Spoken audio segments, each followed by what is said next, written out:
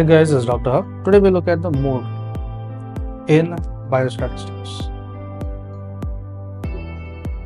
So the mode is a frequency occurring observed value in distribution. It is the most frequent value in an observation.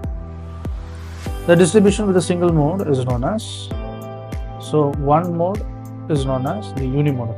At a single mode, unimodal.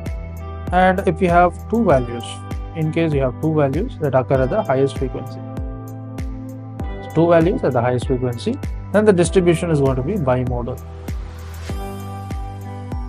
Then if more than two values, then it is going to be occur with the highest frequency.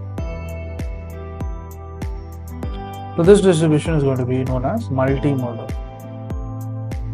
And if the mode is a preferred, so this mode, it is a preferred measure of the central tendency. So it is a measure of central tendency, and this is for the nominal data.